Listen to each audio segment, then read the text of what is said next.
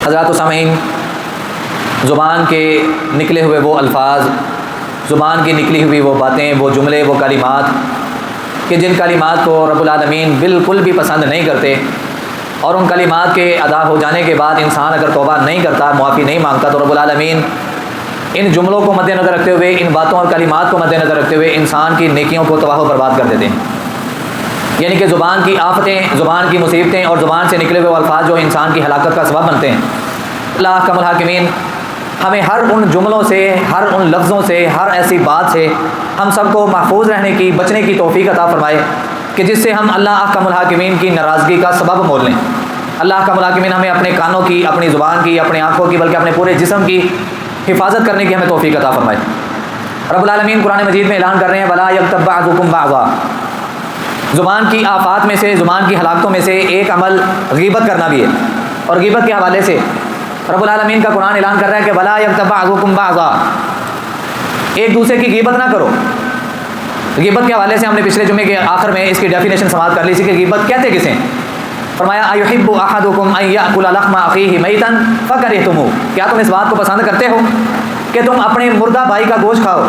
فَكَرِهْتُمُوهُ، یقیناً تم اس کو ناپسند جانتے ہوگے۔ تو جب دنیا میں اس چیز کو ناپسند جانتے ہو تو کل قیامت کا دن ہوگا جو انسان دنیا میں رہ کے اپنے مسلمان بہن بھائی کی غیر موجودگی میں ان باتوں کا تذکرہ کرے کہ جن کو وہ اپنی موجودگی میں ناپسند جانتا ہو، اپنی موجودگی میں وہ ان باتوں کو اچھا نہ جانتا ہو جو اس کی ذات کے اعتبار سے کی جا رہی ہوں، اس کی غیر موجودگی میں ان باتوں کا کر کے مردہ بھائی کا گوشت کھانے کی تشبیہ ہے۔ رسول اللہ صلی اللہ علیہ وآلہ وسلم کی اس حدیث سے بھی ہمیں مزید ایکسپلین ہو جائے گا، واضح ہو جائے گا، بات کھل کے سامنے آ جائے گی۔ آقا علیہ الصلوۃ والسلام نے فرمایا من اکل لحم اخیہ فی الدنیا، جس بندے نے اپنے بھائی کا گوشت دنیا میں کھایا، مراد کیا ہے؟ جس نے کسی بھائی کی غیبت کی، جس نے کسی کی چغلیاں کی، قرب لہ یوم القیامہ، کل قیامت کا دن ہوگا اسی بھائی کا مردہ گوشت کر کے یا اسی بھائی کا گوشت اس کے سامنے کیا جائے گا، فیقال لہ، اور کہا جائے گا اس کے لیے کلہ میتا، اس کو کھاؤ، یہ مردہ ہے، یہ مردار ہے، اس کو کھاؤ۔ یہ اسی بندے کا گوشت مردار بنا کے، اسی بندے کا گوشت بسیدہ بنا کے جس کی دنیا میں یہ چغلیاں اور غیبتیں کرتا رہا ہے۔ حضرات، یہ دنیا کی عدالتیں، دنیا کی یاریاں، دنیا کی دوستیاں نبھاتے ہوئے ہم اتنا آگے گزر گیا کہ ہمیں اس بات کا احساس تک نہیں رہا کہ ہم نے مر کے رب کے سامنے جانا ہے۔ وہاں پہ یہ ساری باتیں جو نبی صلی اللہ علیہ وسلم نے بیان کی، جو رب کے قرآن نے بیان کی، وہ جھوٹی نہیں ہے، وہ ہو کے رہنی ہے۔ وہ ساری باتیں ممکن ہیں، ہو کے رہنی ہیں، کوئی بات جھوٹی نہیں ہے۔ ہاں، اگر کوئی بات ہمیں جھوٹی لگ رہی ہے تو مطلب میرے اور آپ کے ایمان میں شک ہے۔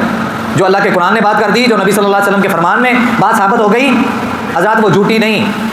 ہماری سوچ، ہماری عقل جھوٹی ہو سکتی ہے، کم ہو سکتی ہے، ہمارا علم کم ہو سکتا ہے، ہمارا مطالعہ کم ہو سکتا ہے، پر جو بات اللہ کے نبی صلی اللہ علیہ وسلم نے کہہ دی، جو رب کے قرآن نے کہہ دی، وہ ہو کے رہے گا۔ ہاں، ایک صورت ہے بچنے کی، انسان دنیا میں یہ کام کرتا رہا، اس کو پتہ ہی نہیں تھا کہ اس کو غیبت کہتے ہیں، اس کا انجام اتنا بڑا ہے، اس کی سزا اتنی بڑی ہے، پتہ ہی نہیں۔ معافی مانگ لے، پتہ لگنے پر معافی مانگ لے، رب کے حضور توبہ کر لے، اور اس کے ساتھ کوشش کرے کہ جس بندے کی غیبتیں اور چغلیاں کرتا رہا ہے، اپنی آخرت کو سنوارنے کے لیے، اس کی نہیں، اپنی آخرت کو سنوارنے کے لیے اس سے معافی مانگے، اس سے معافی مانگے، حقوق العباد کو ادا کرے۔ اگر نہیں ادا کرتا تو کل قیامت کو تو انصاف ہو ہی جائے گا نا۔ پھر اللہ کا ملاکمن کہتے ہیں میں اپنے حق بندے تجھے معاف کر سکتا ہوں، لیکن بندے کا بندے کے اوپر جو حق ہے میں اس وقت تک معاف نہیں کروں گا جب تک وہ بندہ خود معاف نہ کر دے۔ تو اپنی آخرت کی پرواہ کیجئے۔ یہ دنیا کی زندگی چند دن کی زندگی، وہ لوگوں نے بھی زندگی گزاری جن کے یار دوست نہیں تھے، جن کے تھے ان لوگوں نے بھی گزار لی۔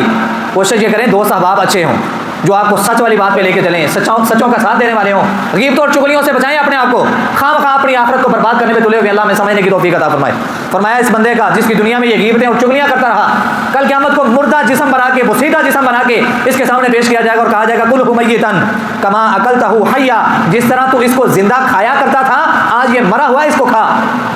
جب یہ زندہ تھا دنیا میں تو اس کی غیبتیں کیا کرتا تھا، اب اس کا گوشت بسیدہ بنا کے، بدبودار بنا کے، مردار بنا کے رب نے تیرے سامنے پیش کر دیا ہے، اب اس کو کھاؤ۔ نبی صلی اللہ علیہ وسلم نے فرمایا فیاکلہ ویکلہ ویصیح، یہ اس کو کھائے گا، انتہائی بد شکل ہو جائے گا اور چیخو پکار کرے گا۔ اللہ احکم الحاکمین ہمیں ہر قسم کے چھوٹے بڑے عذاب سے دنیا آخرت میں اپنی رحمت سے محفوظ فرمائے۔ نبی صلی اللہ علیہ وسلم نے غیبت کرنے سے منع فرماتے ہوئے ارشاد فرمایا یا معاشر من آمن بلسانی ولم يدخل الایمان قلبه الا تغاب المسلمین ولا تتبعوا عوراتهم فانه من اتبع عوراتهم يتبع الله عز وجل عورته ومن يتبع الله عورته يفضحه في بيته۔ نبی صلی اللہ علیہ وآلہ وسلم نے فرمایا کہ وہ لوگ جو دنیا میں غیبتیں کرتے ہیں، چغلیاں کرتے ہیں، ابھی تک ان کے دلوں میں ایمان داخل ہوا ہی نہیں ہے۔ اندازہ کیجئے آج ہماری محفلوں کا آغاز، ہمارے بیٹھنے کا مقصد، ہمارے اٹھنے کا مقصد، افسوس سے کہنا پڑتا ہے ہماری مسجدیں بھی اس چیز سے پاک نہیں ہیں، اللہ کے گھر بھی اس طرح کی سیاستوں سے پاک نہیں ہیں، غیبتوں پہ غیبتیں، چغلیوں پہ چغلیاں، جھوٹ پہ جھوٹ، الزام پہ الزام، اور ہمیں اپنے مرنے تک کا احساس تک نہیں رہا کہ ہم نے مر کے رب کے سامنے جانا کس منہ سے۔ اللہ احکم الحاکمین کے بھیجے ہوئے نبی جس کا میں نے اور آپ نے کلمہ پڑھا ہے، جس نبی کے علم کے نیچے کل قیامت کو رب نے ہمیں جمع کرنا ہے، نبی صلی اللہ علیہ وسلم فرماتے ہیں جو بندہ دوسرے مسلمان کی غیبت کرتا ہے، چغلیاں کرتا ہے، ابھی تک اس کے دل میں ایمان داخل نہیں ہوا۔ اندازہ کیجئے کسی کی 10 سال عمر ہے، 20 سال عمر ہے، 50 سال عمر ہے، 60 سال مرنے کے قریب پہنچ چکے ہیں، اور پتہ چلے کہ یار ابھی تک تو میرے دل میں ایمان داخل ہی نہیں ہوا، 70 سالہ زندگی، 60 سالہ زندگی، 50 سالہ زندگی گئی، خسارے میں زندگی گزارتا رہا، وہ نقصان میں اپنی زندگی گزارتا رہا ہے۔ گارنٹی کس کی ہے؟ محمد الرسول اللہ صلی اللہ علیہ وسلم کی۔ چھوٹا عمل نہیں ہے میری اور آپ کی نظر میں، میری اور آپ کی نظر میں چھوٹا ہو سکتا ہے، لیکن رب کی نظر میں یہ عمل چھوٹا نہیں ہے۔ غیبتیں کرنا، چغلیاں کرنا، نبی صلی اللہ علیہ وسلم نے فرمایا یا معاشر من آمن بلسانی، جس کی زبان سے کوئی دوسرا مسلمان محفوظ نہ رہے، جو غیبتوں اور چغلیوں کا شکار ہوتا رہے، ولم يدخل الایمان قلبہ، نبی علیہ السلام نے فرمایا اس کے دل میں ایمان ابھی داخل ہی نہیں ہوا۔ لا تغتابوا المسلمین، او لوگو مسلمانوں کی غیبتیں مت کیا کرو، آپس میں ایک دوسرے کی غیبتیں چغلیاں مت کیا کرو، ولا تتبعوا عوراتہم، ایک دوسرے کے عیبوں کے پیچھے مت لگا کرو، ایک دوسرے کے عیب ٹٹولتے رہتے ہیں، ایک دوسرے کی غیبتیں کرتے رہتے ہیں، ایک دوسرے کی چغلیاں کرتے رہتے ہیں۔ بیٹھنے کا مقصد، اٹھنے کا مقصد، آنے جانے کا مقصد ہی ہمارا صرف یہ بن گیا۔ کیا فائدہ ایسی نمازوں کا؟ کیا فائدہ ایسے سلام دعا کا؟ کیا فائدہ ایسے رکوع اور سجود کا کہ تم رکوع اور سجود کرنے سے پہلے، قیام کرنے سے پہلے بھی غیبتیں، اور سلام پھیرنے کے بعد بھی غیبتیں، مسجد میں آنے سے پہلے بھی غیبتیں، مسجد سے نکلنے وقت بھی غیبتیں، باہر جاتے وقت بھی غیبتیں، غیبتیں غیبتیں غیبتیں، کیا فائدہ ایسی نمازوں کا؟ پیارے پیغمبر فرما رہے ہیں کہ دل میں ایمان داخل ہی نہیں ہوا، اور فرمایا ولا تتبعوا عوراتہم، ایک دوسرے کی ٹو میں نہ لگو، ایک دوسرے کی جاسوسی نہ کرو، بلکہ قرآن مجید کی سورۃ الحجرات کے اندر رب العالمین نے اعلان کیا ولا تجسسوا، ایک دوسرے کی جاسوسی نہ کرو۔ کیوں نہیں کرنی؟ فَإِنَّهُ مَنِ اتَّبَعَ عَوْرَاتِهِمْ، جو بندہ کسی دوسرے مسلمان کے عیبوں کے پیچھے لگ جاتا ہے، اس کی جاسوسی پہ لگ جاتا ہے، وہ اس کی ٹو میں لگ جاتا ہے کہ کیسے مجھے اس کی کوئی بات ملے، میں اس کی عزت کی دھجیاں اڑا دوں، میں اس کا جو مقام بنا ہے، جو لیول بنا ہے، اس کو گرا دوں۔ جو بندہ اسی ٹو میں لگ جاتا ہے، جاسوسی میں لگ جاتا ہے، پیارے پیغمبر نے فرمایا یتبع اللہ عز وجل عورتہ، ایک بندہ دوسرے بندے کی جاسوسی کے لیے اس کا پیچھا کرتا ہے، اس کی ٹو میں لگا رہتا ہے، اللہ احکم الحاکمین اس بندے کے پیچھے لگ جاتے ہیں جو جاسوسی کر رہا ہوتا ہے۔ ایک ہے بندہ ہو کے دوسرے بندے کی جاسوسی کر رہا ہے، کیا اس سے ساری چیزیں حاصل ہو جائیں گی؟ 100/100 چیزیں اس کو موصول ہو جائیں گی؟